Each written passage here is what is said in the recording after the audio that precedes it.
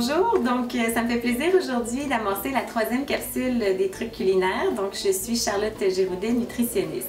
Salut Stéphanie! Salut Charlotte! Est-ce que tu fais une rentrée scolaire cette année? Pas cette année, non, mais on a quand même toujours besoin de lunch. Exactement, parce que là, j'ai décidé de faire une capsule sur les lunchs, la boîte à lunch, parce que de nombreux parents, ça va devenir leur lot quotidien que de confectionner le lunch de leurs enfants et même leur propre lunch.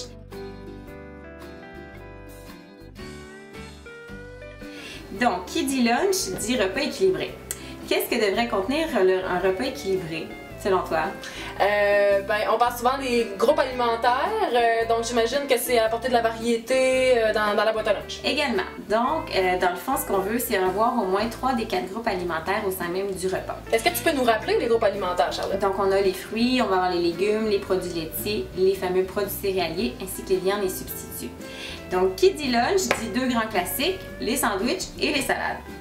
Donc, si on parle de sandwich, la plupart des parents vont le savoir, les enfants, les sandwichs au jambon, c'est le grand classique, ils adorent ça.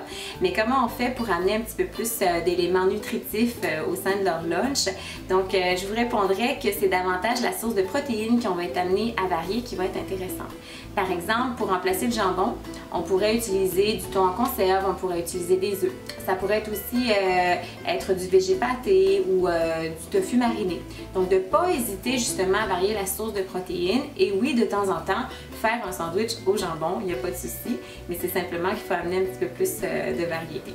Donc, ça, c'est pour les sandwichs. Les sandwichs également, c'est important d'essayer de choisir un pain fait de grains entiers.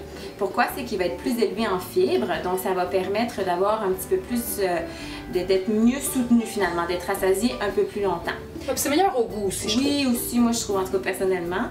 Pour ceux et celles qui veulent faire attention à la consommation de pain, moi j'utilise des feuilles de salade, des grandes feuilles de salade auxquelles je vais rajouter la garniture et je les roule. Donc ça fait finalement comme un genre de pita et on n'a pas de pain, donc ça peut être une autre option. Ça, c'est pour les sandwichs. Maintenant, si on préfère les salades, les fameuses salades, les salades repas, c'est une option très intéressante, mais il faut savoir qu'il faut avoir suffisamment de protéines pour être soutenu. Donc, ça veut dire quoi? Ça veut dire d'au moins retrouver un 20-25 grammes de protéines qu'on peut obtenir soit en ajoutant des œufs, du thon en conserve par exemple, des légumineuses, ou une balance de viande comme par exemple on aurait fait cuire la veille, donc du poulet, du filet de porc. Donc de ne pas hésiter finalement à ajouter une teneur suffisante en protéines. Le fromage utilisé seul, ce n'est pas suffisant. Pourquoi? C'est que quand on regarde pour une portion de fromage la teneur en protéines qu'on va obtenir, elle n'est pas comparable à une viande entière.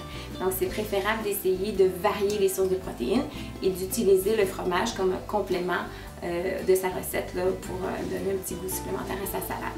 Donc ça, c'est plus pour les salades. C'est ce qui confère un peu plus le plat principal du lunch. Maintenant, qu'est-ce qu'on va rajouter finalement comme dessert? Donc, dans les desserts, on me demande souvent, bon, est-ce que je devrais mettre un produit laitier, un fruit, y a-t-il un meilleur choix? Je vous dirais que l'un ou l'autre est une bonne option. Donc, le fruit, surtout le fruit frais, ce qui est pratique, c'est gorgé de vitamines, de minéraux, ça va vous donner des fibres et c'est très facile à transporter. C'est frais aussi, ça finit bien le repas. Ça finit le repas sur une petite note sucrée. Si on préfère les produits laitiers, il n'y a aucun souci aussi. Donc, le yogourt, le fromage.